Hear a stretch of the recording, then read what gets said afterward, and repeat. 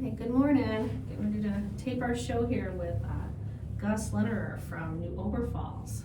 So, get started. Good morning and welcome to the Good Bytes by Chicago Foodie Sisters radio show and podcast. This food-focused show highlights the people that bring delicious food to us, some of the food happenings in Northwest Indiana and beyond, and the ways that food brings us together. I'm Carrie Steinweg and I'm your host. I'm co-founder of the Chicago Foodie Sisters food blog and author of Unique Eats and Eateries of Indiana from Reedy Press. This show is brought to you by Albano's in Valparaiso. Thanks to Pasta Daddy Nick Albano for his support. Our intro music is provided by the talented Vernell Scott. And thanks to podcast production assistant Eli Geyer for uploading the shows to podcast platforms so that you can listen in whenever you'd like. The show will rebroadcast on Saturday at 2 p.m. on WVLP 103.1 FM, and you can stream live at WVLP.org. You'll find video of this interview on Chicago Foodie Sisters YouTube channel and Good Bytes by Chicago Foodie Sisters Facebook page. You'll also find the show on several podcast platforms, including Apple Podcasts and Spotify. So I'm excited today to have Gus Lehnerer, owner of New Oberpfalz Brewing, back to the show to talk about his place, and we're just going to talk about the craft beer world today, just all things beer. So before we chat, I'm going to do my usual and just kind of give a rundown of some of my recent Good Bites. So you can listen to me talk about food for a few minutes. Sounds good. Yeah. If anything, if you want to contribute anything, jump into the conversation, feel free. There was a good beer place we went to, so maybe you'll have something to say about that. Cool. So the last couple weeks I've been traveling quite a bit, and mostly like food travel. So last week I talked, yeah, exactly. It's all focused around the food. So last week I talked about my trip to Galena, Illinois, and then this past week or so I did 2 more trips. So my Galena trip was just an eating trip. It was to do research for my upcoming book. So I did Unique Eats and Eateries of Indiana. I'm now working on Unique Eats and Eateries of Illinois. So that was kind of a book to research some places out in the northwest corner of Illinois. And then also I'd heard the term quietcation recently, like I had never heard it before, and I got like a press release in my inbox, and it was from Lithuania actually, but about this quiet little town in Lithuania, which I guess is really bustling in the summer, the tourist season, but they were trying to get people to come there in the winter. And My brewer just went there. Oh, really? Yeah, with his family. He's a Lithuanian. Okay, all right. So in this, it was saying that it was a perfect place to go for a quietcation. Yeah. And I had never heard that term, but then I had started looking it up and looking at other stuff, and it's like the big travel trend prediction for 2026. Just kind of where people unplug and unwind and, don't pack their schedules and run all over the place. That used to just be called vacation. Exactly.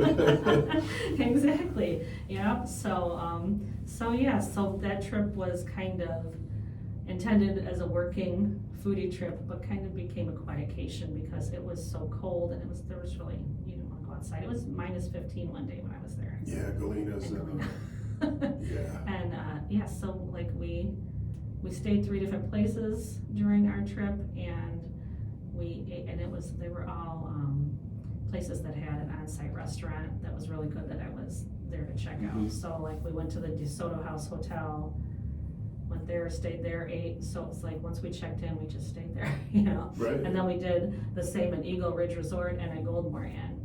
And the only thing that was on the schedule was a massage at the spa. Nice. And so the rest of the time we just kind of chilled and looked out at the snow falling down, and because it snowed most of the time we were there too. So I was like, you didn't want to go drive and go. It's hilly. Yeah, you can really. Yeah. So it was very pretty though. I mean, it's just very peaceful. So I was like, that was my quietcation, workcation combo thing. Nice. So yeah, and had lots of good food on that trip. So I talked about that last time, but so now I'm going to talk about my trip that I did last week to Kenosha, Wisconsin. And so that's a place that I really love. It's one of the first places that I went when I started doing family travel writing. In 2000 was when I first started doing freelance writing. Mm-hmm. And And so that was one of the first trips I went on with the kids, and we went to Kenosha, which was so convenient. We were in the south suburbs at the time, and so it was, I think, like just over an hour, maybe an hour, 20 minutes from where we were before. But there's a lot of stuff for the kids. They have a public museum, they have a dinosaur museum, they had the Jelly Belly Center at the time, and then just the lakefront. To be there in the summer, I loved that there's these beaches that are so easily accessible, and you're not paying for parking. You're just park right there and just walk out in the sand, and so it's a fun place. I've always enjoyed being there, and it's been quite a while since we were there. Our last trip was pre-COVID, so we haven't spent time there, and actually it was one of our last trips before like the world shut down. We were there in January of 2020 the last time. Okay. So, and I love going there in the winter too. I love the summer in Wisconsin, but winter is just the same thing. It's so peaceful and, just less crowded. And, but yeah, so we had fun in Kenosha. That was another eating trip. And in fact, I can't say I haven't been in Kenosha. We haven't really spent time there, but anytime I'm in Wisconsin, we never just pass through Kenosha. We always stop at either Mars Cheese Castle or the Brat Stop. Right. Because you gotta go and you can't leave Wisconsin without buying cheese to take home. Right. So so I've been through Kenosha a few times in the past few years, but it was nice to go there and spend a little time. And so we were there for 3 days, and I'm partnering with the Kenosha Area Convention and Visitors Bureau to promote their upcoming restaurant week. So I was there kind of doing a preview of the restaurant week and hitting some of the participating restaurants. So that was a good time. The restaurant week takes place February 21st to March 1st. So they have over 80 participating restaurants this year. That's the most they've ever had. And so they're all running good deals. So it's a good time to go up there and check it out if you're a foodie, because they have a good food scene up there. It's and I didn't realize the first few times I had been there, but one of the CVB people mentioned the big Italian influence in that area. So there's a lot of really good Italian spots. So if you like Italian food, but then there's all the traditional Wisconsin food, all the places where you go to cheese curds and Milwaukee has great Italian food too. Yeah, I love Milwaukee as well. Yeah, and a lot of German influence. So all the sausages and the schnitzel and all that good stuff that I like too. So. Did you go to Wells Brothers in Racine while you were up there? No. It's a pizza place. Is it? Okay. I'll have to put that on my list. Okay. You like Rico's in Lansing, right? Yeah. So it's thin like that. Oh. It is so good. Okay. Yeah. That's my style. Yeah. Check them out. Yeah, Racine's north of Kenosha, right? We didn't get up that far. It might be, yeah. I think so. But and Racine, you always have to get the Kringles too from the Kringle the pastries. Yeah. And I was so sad that I got a cherry Kringle when we were in Kenosha, brought it home, and I thought I hid it well from the kids. No. Yeah, I was like, where did the Kringle go? It's gone. It was gone. I was like, are you kidding me? And in our house, the rule is no name, fair game. So if your name is not written on something, anybody can eat it. And I'm like, that was my fault. So I missed out on my cherry Kringles, so I gotta go back up there and get Somebody another one. enjoyed it anyway. Exactly. So on that trip, we started out at the boathouse. It's right on the water. It's a hopping place in the summer, but it's also nice to be there in the winter. It's pretty, just looking out the window and seeing blue and white and all the, just the water and the snowy. Great town. Yeah. So it's a casual spot with a good amount of seafood, but also good burgers and apps and elevated bar food. I had some poached cod while we were there, which was delicious. Coconut shrimp appetizer. I also recommend the fried pickles if you like those. Theirs are a little different because usually they come in discs. Theirs are in strips. Nice. So they're kind of like fries, dipping fries. But those were good. So, and they have a real good clam chowder there. My husband got a po' boy, a shrimp po' boy, and I love po' boys. Theirs is a good one too. So that was our first stop as soon as we got into town. And then that afternoon we checked into the Apis Hotel. It's a new boutique hotel in a historic building. It's only 5 or 6 rooms, but it's a pretty new place and beautifully decorated. It's like kind of swanky, but very welcoming and chill and great vibe. So yeah, really liked that place. And then they have an on-site restaurant. So we went there for dinner that night and that was phenomenal. Probably the best place to eat in Kenosha.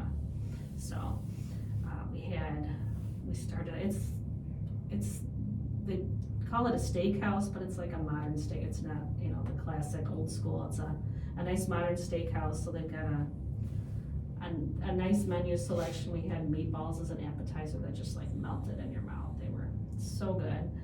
And I got I'm gonna say it wrong, it's stracciatella cheese. And it had like blueberry preserves and then homemade focaccia on the side. And that's like one of my favorite cheeses. That's like the inside of the burrata, when you get a burrata. The creamy part, yeah. Yeah. It's like a triple cream. Yeah. Oh, it's good stuff. So good, yeah. So this was so good, and it was it's probably the best focaccia bread I've ever had in my life. It was so good that they make there. So that was a very, very delicious appetizer. I had a harvest salad that was really good, and then I had filet with truffle fries, and perfect. They had a nice wine list, and our server suggested a great pairing. And then I had flourless chocolate cake to finish, and that's perfect. So highly recommend that place. I love dining at like traditional Wisconsin places when I'm up there, like the brat places and the supper clubs. But if you want like a real nice upscale meal, this is the place to go in Kenosha for sure. And they're participating in Restaurant Week, so good time to go there. They also have great cocktails too. I had a blueberry margarita that I really liked. I'm not a huge margarita person, but this one it wasn't like the machine one where it's super sweet slushy. It was and blueberry isn't a common flavor for a margarita. I don't think I've ever seen that like margarita. It was an artisan margarita. Very good. And then when we checked in, we were having cocktails at the bar, and I looked across the street and I saw a sign that said "Hold my beer," and I was like, "Oh, I wonder what that place is." I'm figuring it's just a bar, and looked it up, and it's one of the pour your own craft beer places. Okay. But they had axe throwing, and I love axe throwing. Okay. I love watching it, and I love participating. Like, there's 3 things. Like, if I ever see them on TV, I just stop what I'm doing and watching them and watch it. One is axe throwing. One is curling, and one is cornhole. Right. And you'd think those are the most boring things to watch, but I get it. Hard to look away. Yeah. And I like participating in those too. Yeah. I need to like go really do, and especially now with the Winter Olympics, I'm all watching the curling stuff again. But I don't know, it's just so cool to watch. I know there's a place in Michigan, a brewery that I've been wanting to get. I think it's River St. Joe. Have you been to that one? I haven't. Yeah. And they have axe throwing there. No, they have curling. Okay. Yeah, so I need to get up there and do the They curling. had it at I think at Kaiser Tiger in Chicago. Oh yeah, They've I got did curling see out that. on I their haven't beer been garden. there. Okay. Yeah, have you ever done curling? No. It looks, I obviously wouldn't do it like I'd have to do a very modified old lady. Right. Not lounging way down on the ground, but it just looks probably really starts looking cool. more like horseshoes than, Yeah. than curling. Exactly. You know? But I love those. So I was so excited they had axe throwing there. So we were like, okay, let's take some time. We went over there to do axe throwing, and but it's neat that it's also a pour your own spot. What are your opinions on those places? How do you like those? We do great business with pour your own places. Brewfest in Highland was a great customer of ours, and they sold the property, and it's something else now. But 313 Tap Room in Munster is now kind of the Northwest Indiana pour your own. There's a place in Valpo too. Warehouse. Yep, and we sell beer to them. But it's great because we still fight for awareness, even though we're 11 years old. There are people who don't know who we are. Yeah. And you can do like a low risk 4-ounce pour, and it doesn't cost them a lot, and they get to try it, and we get to introduce the product to them. And, but it is the way of the future. And you look at self-checkout, Yeah. You look at online shopping, and people are scarce. Yeah. There's going to be more and more pour your own, serve your own. And in Europe, like fast food late night places are like vendomats. They're not. They aren't a traditional counter restaurant where you order. It's like it's prepared for you already. You put your money in, take what you want. I think that's definitely the way the world's going. Right. Because it's hard to find staff to work a place. Yeah. And I like those places because I'm like a sampler. I don't like to get one thing. I like to try lots of little bits of stuff. So I love going to like beer fests and things like that, food festivals where you can try a lot of different things. So I love there because I love going to those because I can try 10 different ones and just do a little amount. Just try each one, and then then you find the one you like. It's a totally different experience. If you're looking for a traditional bar, you're going to be disappointed if you go to a pour your own most of the time. Although 313 is kind of like a hybrid thing. But if you're up for that kind of thing, you don't mind getting up and helping yourself. It can be a great experience. You can explore different stuff. Find what you like. And you can try. There's so many different styles of beer. We'll have to get into that more. But sometimes, like my husband's always like, I don't like sours. But we'll go to one of those places, and I'm like, no, try this one. And he's like, yeah, that one I could drink. As long as it doesn't strip the enamel off your teeth. It's a sign of a good sour. And sometimes, I like most beer styles. IPAs aren't quite my thing. Those are, I usually prefer other styles, but going to those places, then I'll try some of them, and I'm like, okay, this one I do like, where I'm not just closed to, okay, I never want to have an IPA. I can go to those places and, okay, let me try a couple sips of it and see, find one that I do like. So we went there. We had a good time. Tried a few beers, and it's a nice way too. Like when we're traveling, when you stop at one of those pour your own places, just to kind of get a feel for the local beer scene, and you could, because there are usually a lot of local ones when you go to those places. So it's good for variety. Yeah. So we did. We didn't do any breweries on this trip, but like we were trying some of them, and the owner there was giving us suggestions on, okay, well, if you like this one, go around the corner, this brewery's over here. So if we did have more time to spend, we definitely would have, gone to the ones from trying beers at that place. So, it would have steered us toward trying out places in the area that we might not have if we hadn't gone there. That's a great intro to it. So anyway, so if you like axe throwing and like trying lots of beers, that's right across the street from the hotel. I'm like, I could just go there, check into the hotel, do axe throwing, and just you don't have to leave. If you go there in the winter and you want a quietcation, somewhat quietcation. All right, so what else did I do? In Kenosha, we tried a bunch of different restaurants. We went to K-Town Cafe for breakfast, awesome breakfast in Kenosha. I got a big skillet. Paul I always get savory for breakfast. He always gets sweet. He got red velvet pound cake French toast, which is sugar overload, but it was so good. That sounds pretty decadent. Yeah, that was good. Went to a place called Fizzy Biz. They do the dirty sodas. Yogi's Pudding. It's, I guess it's exploded in Wisconsin, or at least in that corner in Wisconsin. It's pudding? Yeah, it's just pudding, but she does like 150 different flavors. So they have a base of just like vanilla pudding with the vanilla wafers in there. Okay. And then there's a whole bunch of other ones where it's just a base pudding, and then it's got different things added in, like they have an Oreo one, and then they and it's just pudding, it's not frozen or anything. No, it's just pudding, and it's good stuff. My favorite one was the Nutter Butter. Yeah. The chunks of Nutter Butter. Wow. Well, who doesn't love pudding? I know. Yeah, so it's a good dessert to grab and bring home. We went to Mr. Yee's, which I always remember going by this place. It's right across from the water, and an old Chinese place, and has a big like neon sign out in front. so we'd always drive by it. And when I travel, I never think of going to Chinese places when I eat, but I love Chinese food. I don't know why I do that. I'm glad that they suggested that we go there, because I probably wouldn't have otherwise.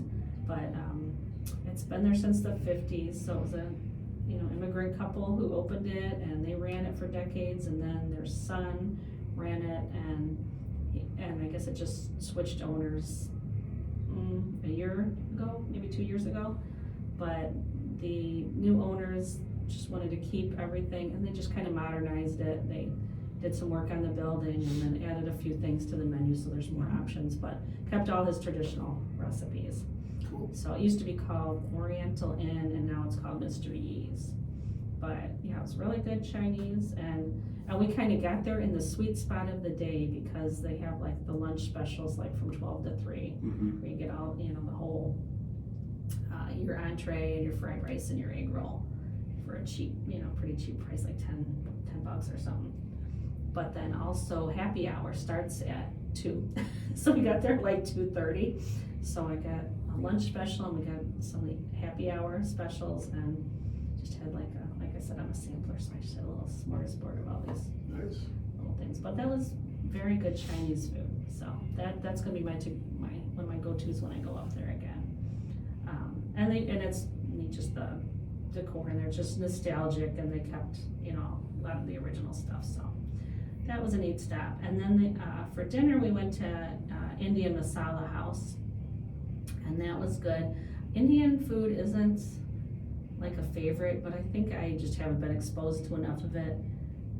I haven't been to too many Indian places, and I always just go for the butter chicken because I know I like it. So I tried a couple other new things at this place, and very good. I have an Indian friend, who we're always talking about food when I see her, and she tells me stuff that I need to try. So she was telling me the momos. She said, "Oh, you would like the momos because it's like a dumpling. Like every culture has it, some kind of dumpling." Yeah. And so so that was a very good one. I got a veggie one, and you can do them like steamed or fried. I got the fried. But those were good. So momos, if you go to an Indian place, try those out. And then Mars Cheese Castle, of course. Have you ever been to Mars Cheese Castle? I've never stopped. I've driven by it 1,000 times. Oh gosh, yeah. Make a stop.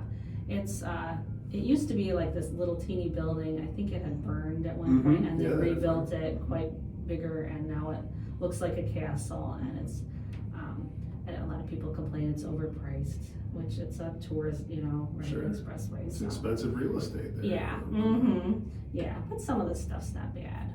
And we always have to stop and get cheese there. But what we really like is they have an attached tavern.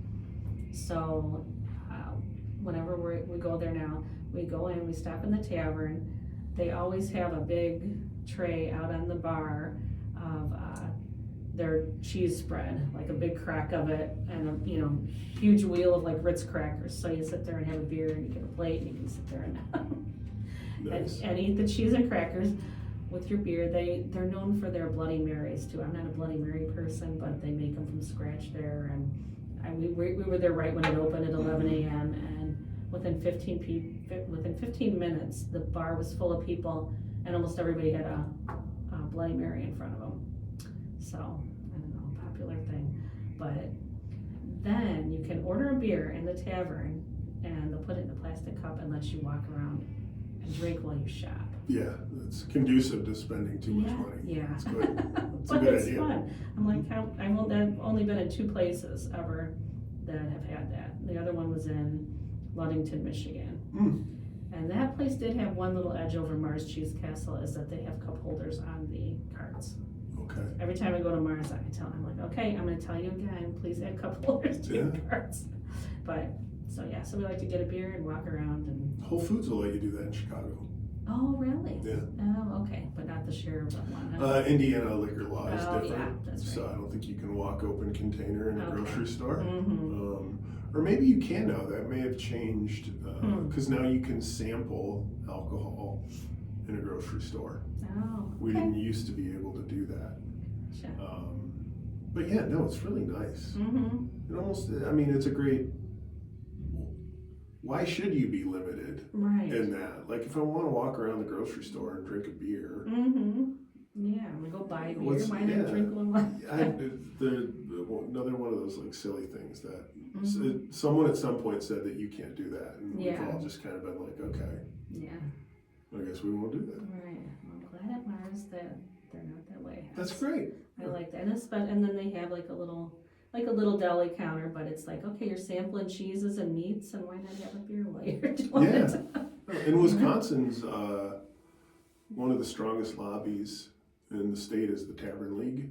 Okay. And they have I wouldn't call them relaxed liquor laws. I mean, there's still laws, but they encourage kind of being able to incorporate beer or alcohol beverage into different facets of life. So like, there's not family restrictions. You can sit at a bar with a baby in Wisconsin. Like, no one will give you a hard time. Well, I don't know if this is 100% true or if it's still that way, but I remember years back we lived in Illinois, and then when we would travel, it was always so funny that we'd come to Indiana and like children couldn't see liquor being poured. Like, they could not be in a bar at all, and if they were in went to a restaurant, they could only be in the part that was not near the bar, and they were real. That's changed. That has changed. I'm talking maybe 15 years ago totally. When our kids were little. 2 years ago you couldn't. Yeah. So it was so strange that, okay, we were in Illinois where, I mean, you could bring a kid into a bar. I don't think they had restrictions on that. You couldn't sit at the bar. Is that what it was? Okay. I think. Yeah, so you could sit at a table. In a bar. Okay. But then Indiana was so much more strict. But then you'd go to Wisconsin, and I remember a bartender telling me, oh yeah, your kids can drink beer if they're with you in a bar in Wisconsin. I was like, what? And they're like, yeah, you could bring your 10-year-old, order a beer and give it to him. As long as he's sitting there with you, we won't serve a 10-year-old. Right. But I was like, that's crazy. Right. The difference between. Yeah, and why shouldn't you? It's personal choice and responsibility. Well, in Europe, I don't know. Yeah. Well, the kids will drink wine with dinner when they're 6 years old, or I don't know. You can teach your kids about alcohol, or someone else will. Yeah. How do you want it to go? And I think if you look at statistics and rates of problematic drinking, deaths and accidents and injuries, let's say in states that have kind of more not relaxed, but less restrictive alcohol laws, where you kind of acknowledge the danger of it rather than turning people loose the day they turn 21, and it's like tradition to go and get bombed and overserved. Even the 21, I just always thought it was so odd, the 21 age limit. I'm like, where did they come up with 21? Because at 18 you can do everything else. You can die for your country. I was just going to say, you can go off to war when you're 19 years old, but you can't even like Paul and I were high school sweethearts. We dated all through high school. We got married like right before I turned 19. I was still 18 when we got married, and he was 21. And we bought our first house a month after we got married. So here I was like, okay, I'm 19 years old, I'm married, I have my own home, and we'd have a party at the house, and I'd be like, okay, you have to go buy the beer because I can't do it. I'm like, we're gonna drink. It's not. I don't know. Some of it is, I think there's the assumption that people aren't mature enough to handle that kind of responsibility. That's true. It's true of a lot of people. But a lot of it is the attitude. Well, don't restrict it. Don't make it such a naughty thing, and people won't make bad choices about it. Yeah. And you look at the number of kids these days who are like straight edge. You can have access to marijuana. It's everywhere. Right. And there are more kids not touching the stuff these days than before, and a lot of that is like, okay, well, the guard's down. There's no mystique around it. You're not naughty. You're irresponsible. But you're not naughty.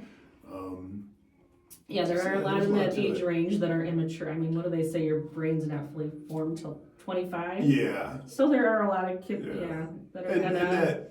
But if you teach, from a young age to be a moderate drinker and to not overserve yourself, then I think that the upside of alcohol education far outweighs the upside of alcohol restriction. Yeah.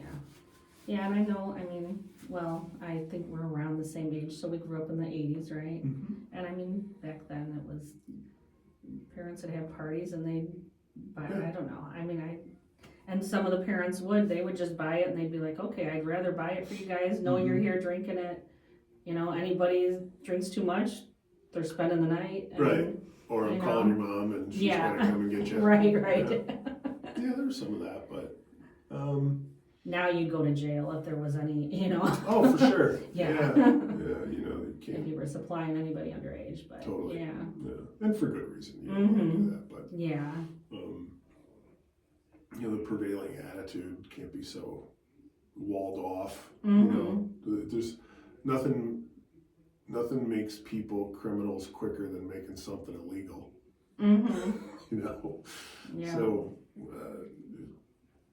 don't know. Yeah, like the prohibition period. Look at how that went. Yeah, that was it gave rise to, and we're still dealing with the consequences of that today. When you look at the drug trade and kind of how narcotics are handled in the country, it's and not successfally. And people in law enforcement would admit, like, there's a better way to do this. Yeah. And fun fact about prohibition, that like in Illinois, or was it just Chicago? Like after Prohibition, like some things stayed on the books where there couldn't be a distillery in the city of Chicago. So for like 100 years. So they didn't have another distillery in Chicago until Koval was the first one to open in Chicago since Prohibition. Wow. And it's 7 years old, something like that. Yeah, so Koval's been around, quite a while now. Has it maybe a decade or something? Yeah. But there was never a distillery in Chicago because of that reason. There was something with the prohibition laws that just never got updated or something, and so they were the first ones in Chicago, and how new was that? So it's so funny that extended that long. I don't know. Okay, well, what else here?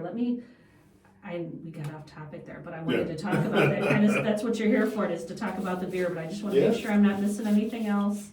I talked about Kenosha. I did want to mention, I just got back from a girls' weekend in Shipshewana. Oh boy. I love Amish time. I always have. When I was a kid, my parents, I remember going to Rockholm Gardens in Arcola, Illinois, which is not there anymore, but that Arcola and Arthur area in central Illinois is good concentration of Amish there. So they have a couple Amish restaurants, and they had this place called Rockholm Gardens, and I think it was an old Amish guy who just built these gardens and all these rock formations and just really pretty ornamental gardens. And then I think they had a petting zoo and some stuff. So it was a fun little attraction. So I always loved that, and then started going to Shipshewana, and so just did a girls' weekend. A friend at the Visitors Bureau there invited me to come because they were doing a pajama day in Shipshewana. She said, do you want to come with some of your girlfriends and just come shopping? It's our pajama day. You wear your pajamas and you go to all the stores. They open early and they give you discounts if you're wearing your pajamas. So me and the girls went shopping in our pajamas. And fun? Yeah, it was fun. They got a lot of cute shops there.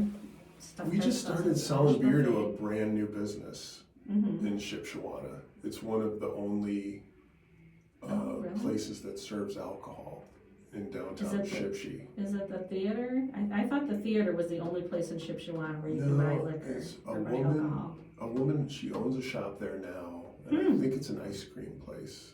Oh, okay. And then she just opened. Yeah. Nice, yeah, because I know for so long that was a dry city. Yeah. And I think it was until they opened this Blue Gate Theater, and you have concerts there. How can you not serve alcohol at a concert? So. And this lady's a lifelong red. She fought tooth and nail, to be able to do it, but you got to be respectful. It's the Amish community, right? Like, you can't just go in there and get crazy. Yeah. It's that's a fun place to spend time. We've gone for years in the winter when they have their ice festival, and and that's always a fun time. We're gonna do a chili cook-off and a wing contest, and but yeah, so it's a really fun for a girls' weekend. We did a pretzel making class too. Those big Amish. Yeah, pretzels. in the big timber frame building. Yeah. Yeah, the Davis Mercantile. Yeah, Okay. so we did a pretzel making class there. That was fun. I was like, oh, I'm not gonna be able to do this getting the pretzels twisted in the right way, but it was easier than I thought. Once you get it, you got it. Yeah. Yeah, it's just a choot and flip it over and you're good. So we had a good time in Shipshewana, ate lots of good stuff there, got lots of good cheese to bring home and other stuff, and we did a Trader Joe's run on the way home, so. Right on. Yeah, so I'm done talking about all my food adventures here over the past few weeks, and now the rest of this time, we're just gonna talk about beer. Cool. So, why don't you first give us a little introduction of yourself and your place? You were on a couple months ago, so some of the listeners might have heard that, but for those who haven't, give us a little introduction. So, my name is Gus Lehnerer, and I'm the founder and owner brewer at New Oberpfalz Brewing in Griffith. We're 11 years old. We just celebrated our 11th year of business, so we're working on year 12 now. I took a dilapidated downtown building in Griffith that's going on 100 years old, and I renovated it. In 2013 I bought it, renovated it. In 2014 we opened in January 2015. Since then we put a $1.2 million expansion. That was just the building. There's more than that in the equipment, but put a 4,000 square foot addition on the property to increase our capacity. It's all production space. We do offer tours on occasion, but our business is still the consumer-facing part of it. For people who visit town, we're still the same as we were the day that we opened. We've got a 60 seats inside tap room, another 40 outside in the summer. We make all our own beer, but we also serve wine, cider, and that's cocktails. Nice. That's a smart thing to do. It is. We had so many when we were brand new. Yeah. After a couple months, I realized we really need to. Yeah. I know. I have some friends who they'll only drink wine, so they'll suggest places to go, and they'll say, "Can you get wine there?" And if you can't, they're like, "Nope, we're going somewhere else." Totally. So. And when we did that, it's not. We don't sell a lot of it. Yeah. I will say that. But it's just nice to have it as an option, because if you're going with a group, and somebody's not a beer drinker, I'd rather have buy something than totally nothing. Yeah. And we miss those groups because the 6 friends who want to go will not make the one friend suffer. Yeah. What kind of friend are you? But, right. we have a full food menu. Our kitchen does a great job. Yes, I definitely recommend. Yeah.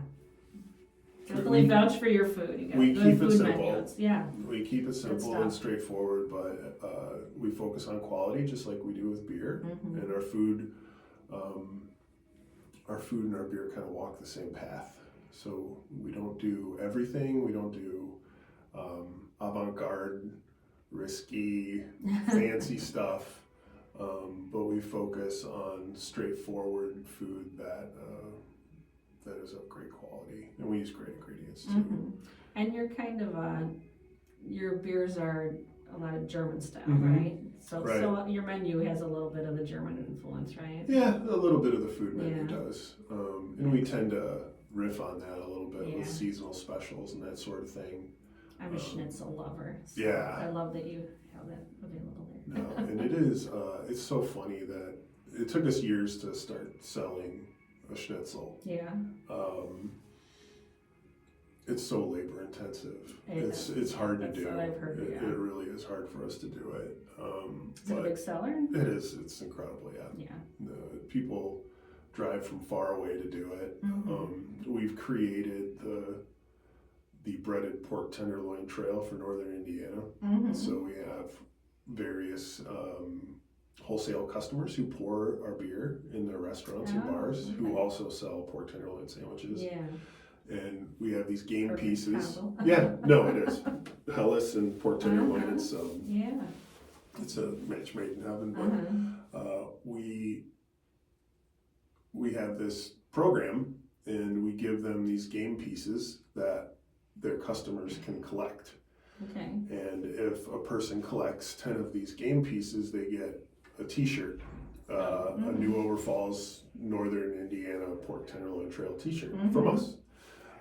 If they collect 50, they get a totally cheesy but awesome satin jacket, green and yellow satin jacket with, breaded pork tenderloin stuff on it. Nice. So we have, somewhere around 30 wholesale customers signed up for this now, and they have fun with it, and it's a great way for these businesses to kind of share customers. So people like yourself who go out and travel, and there is a subset of food lovers who really focus on breaded pork tenderloins, what they're about, and for those people to be able to go to these different towns and different bars, and there's a common thread here, they all care about what they're doing. They do a nice job. They're independently owned. Many of them are in very small towns that still have a lot to offer. And you look at a town like Winnemac. Why would you normally go to Winnemac? I love one-eyed jacks. The tenderloin. It's awesome. Yeah. And there's other reasons to go there too. So as we've added these places, we've called out, well, if you're in Winnemac, then go to the State Fish and Wildlife area and check that out. You can do a float down the Tippecanoe River. Yeah. They've got a great shooting range. They have an interesting festival in the summer, and I forget what it's called, but it's like the Fire Festival or something like that. Make it the opposite of a quietcation. Go out and do some stuff. A little bit, yeah, but the whole idea is that, and I love it when people come and see us every weekend. I'm not complaining. Yeah. Great to see you. Thanks for coming and drinking the beer. But if you want to have some fun and get on the road, then go check out Rensselaer. Go to Northside Tavern, Rensselaer. Go to Winnemac. Go to One-Eyed Jacks. Yeah. Go out to South Bend. Go to the Chubby Trout in Elkhart. I'm going to get a list from you here. It's on our website. Okay, I gotta look those up because you're mentioning some that I don't know. So no, and they're really cool places. And universally, when we cooked up the program, all these owners, it's like it's a refreshing feeling for them, like, oh, finally somebody gets us. This is the thing that they want to sell, that they want to stand out for, because it's one of those breaded pork tenderloin. It requires a lot of effort and love and quality ingredients. You gotta keep things fresh. And if you really want to do a good job at it, it's a challenge as a restaurant operator. It's neat to try a lot of different ones too, because everybody kind of tweaks it a little bit. Everybody's got their own thing. Yeah, there's not like two the same. There's always something, their method is a little different, or they marinate it, a little longer. And we get a hard time for ours. Yeah. Because it's pounded so thin. Oh. And it's a dry breading. It's not a wet dip. So there's variations on the theme. Yeah. And as you get into, like any other kind of food, as you really start picking it apart, there are these subtle differences that you can really dial in what you like. I love those variations though. Like some, it's like a tempura, like a Japanese batter. Right. Yeah, or a beer batter. Yeah, beer batter, and you get some that are like the real fine breadcrumbs, and I know one who does it with cracker crumbs, and so you can really some people are really into it. That's really a thing. I mean, if you look up some of these Facebook groups, and the Pursuing Pork Tenderloin Sandwich, there's hundreds of thousands of followers, and there's a guy, Small Town Indiana is his Facebook handle, and he does the breaded pork tenderloin reviews. But he goes to different places too, and tries to show a little bit about the town as well. So he has the same kind of mindset that we do. But it's, whatever gets people out and visiting small independent businesses that do a good job with what they do. Like you know, we're never going to be able to advertise like Chili's. Yeah. If, you know, in the small independent trade, but finding ways to communicate to customers that there are literally hundreds of great spots that you can go to, and these are them, and here's and a really list. Indiana is the pork tenderloin capital, right? It gets a lot of publicity. But a lot of other places, like Iowa's very big with it too, so they kind of go Central back and forth. Illinois, Yeah. It's really wherever. So some of those pages, like all around the country, you'll find places to find it. But yeah, Indiana's the best place for the tenderloin. Yeah. Well, Minnesota, Wisconsin, all the Great Lakes states definitely. Yeah, it's a very Midwest thing. Yeah. In upstate New York, Ohio, even northern Kentucky, like wherever you have German influence. Yeah. And a tradition. That's kind of where it came from. Yeah, and a hog raising tradition where pork was a big part of the agricultural base. You have, you know, this kind of ingrained menu item that's a real pain in the neck to make. But, well, I'm glad it's on your menu. Yeah, no, it's worth it. What are a couple other standouts from your menu? Burgers. That we do a great job with burgers, and it's all, you know, it's the guys in the kitchen who are doing the work and making the food, care about what they're doing. Is it a thicker one or a smash burger? Or? So we used to do a pub burger, and that was a 6-ounce patty, hand formed. And as our tap room has grown and gotten busier, we can't do a pub burger because we can't serve the food fast enough. Oh, yeah. So we changed to a smash burger. Yeah, they're a lot quicker. Yeah, they cook a lot faster. The quality is more consistent, and there's really only one way to cook a smash burger, and that's correctly. You know, you don't get to really pick your temperature. So food safety was a concern there too. But we started smashing burgers about 2 years ago and haven't looked back. Yeah. We were on a Friday night. You know, you're tickling a 1 hour ticket time. Yeah. For a 60-seat place because our kitchen is, you know, that's not a great experience for people. So, and a lot of people love smash burgers too. Yeah, and we do a great job with it. So we use all ground chuck and brioche buns and thick sliced American cheese, and all of our ingredients are real, and they do a really nice job with them. Yeah. And then our big Bavarian pretzel is a popular item, and our baked French onion soup. That is. Oh, I've never had your onion soup. Really? No. Oh, it's great. It is. That was the first kind of, I don't know. Being a brewery, we're always tweaking. You know, we're always looking to change subtle things to make our product better. And we take that same approach to our food. And the baked French onion soup was one of the first menu items where it was like, that's close, but it's not there yet. It's close, but it's so there were dozens of batches of baked French onion soup early in our history, where me and our old chef Justin were in the kitchen every week, and we would pick it apart and find a better way. And we would agree on it. It wasn't like I was dictating or he was chefing. We were really, we had the best interest of the product in mind. And that's a really popular item for us too. And I love it. I tend to enjoy eating it. So, well, I want to shift here and go to beer. Yeah. And just kind of, people who are listening who aren't beer people or are new to craft beer, just kind of a little condensed, give us like a beer 101, like beer styles, beer, I don't know. Tell us what we need to know about craft beer. Oh, craft beer. So there's so many beer styles. Let's say it's 80. Let's say there's 80 different beer styles. It's more than that. What are some of the most common ones? That so 85% of the beer that is consumed in America is all the same.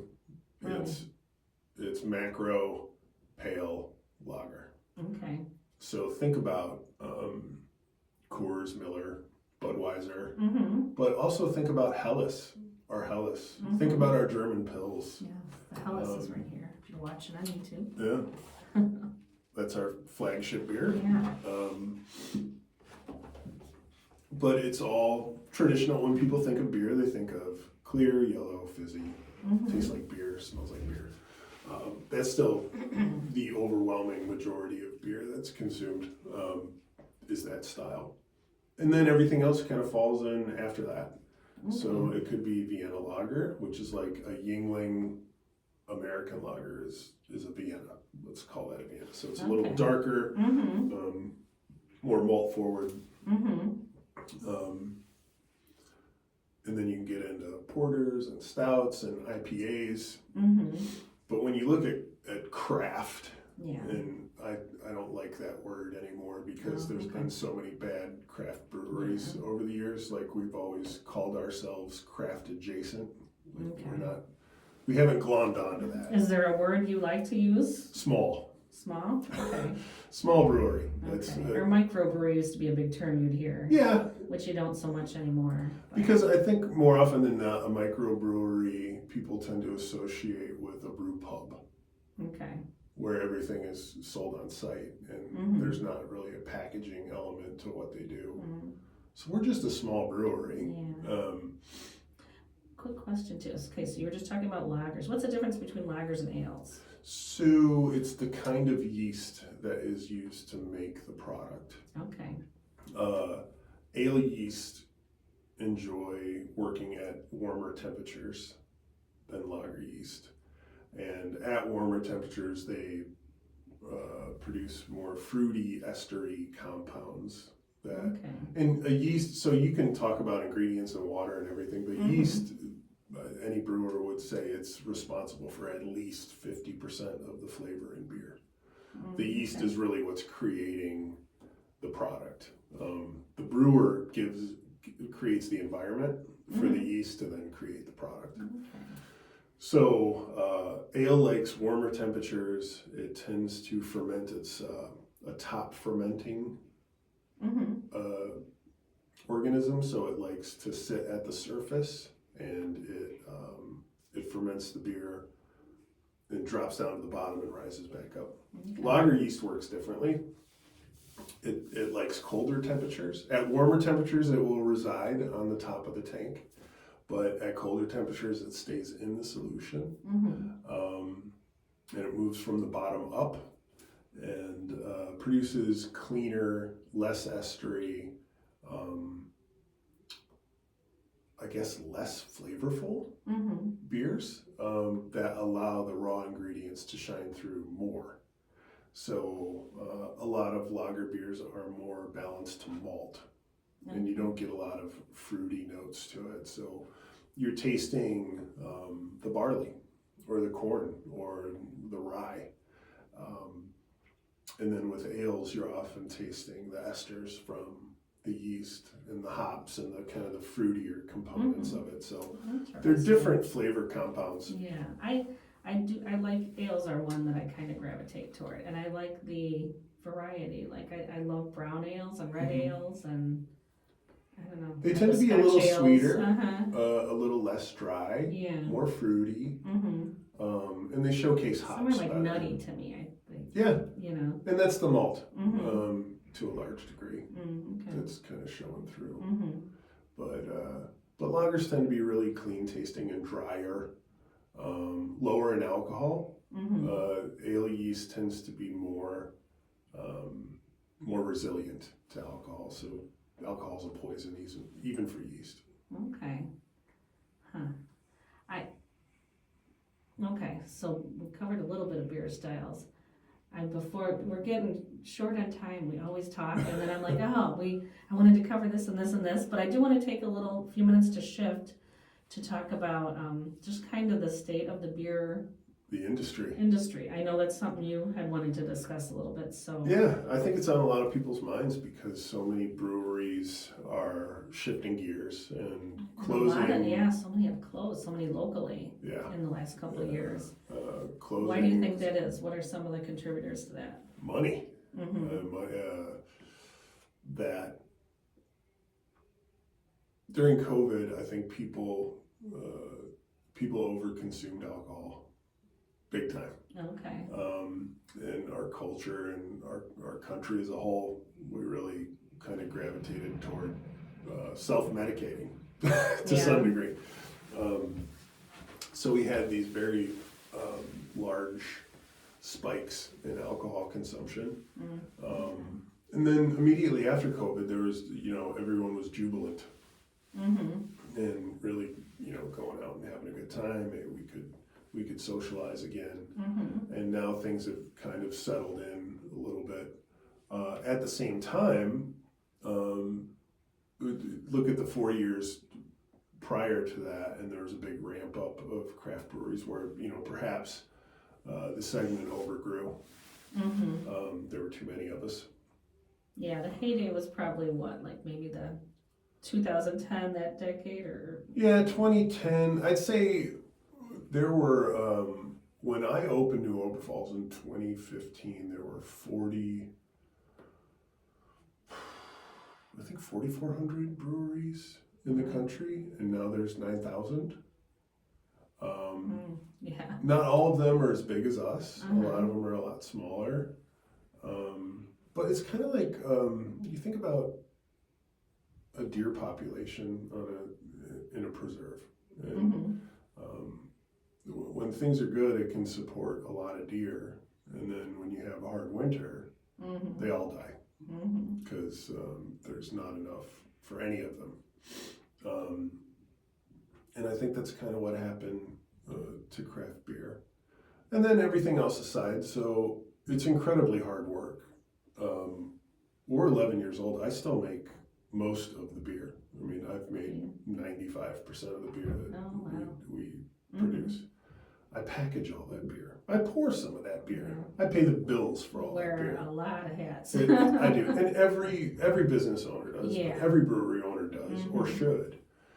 And I think breweries have this tendency to make everything look easy and fun.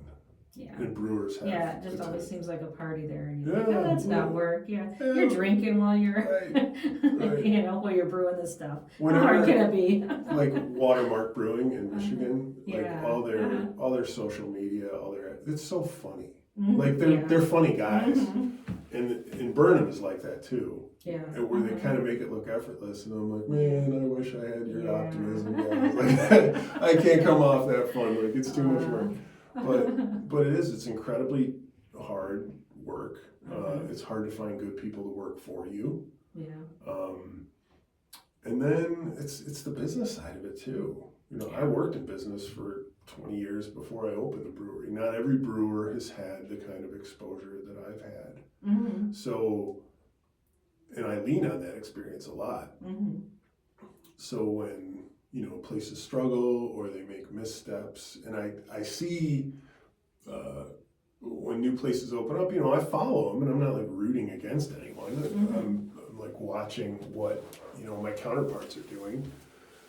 And there were so many places that opened, and right from the get-go, they started making the wrong moves, and their focus was too narrow. Their portfolio of beers, what they wanted to do was too esoteric and too narrowly focused. Whereas like for us, people made fun of us when we were new because we were making Helles. Yeah, because your focus is German, right. So who's this guy? Like lager sucks, man. Lager's the enemy. Lager is Miller Coors and Budweiser. Or IPA, you think craft beer and you think IPA, right. And right. Well, what's this guy doing making lagers? Well, fast forward 8 years, and now every small brewery is making lagers, or trying to make lagers. None of them are great, and it's because they didn't put their nose to the grindstone hard enough and really focus on what they were doing. And making the beer that we make making any beer is hard, but certainly making the same beer of the same quality and the same attributes, and going from batch to batch without your customers ever noticing.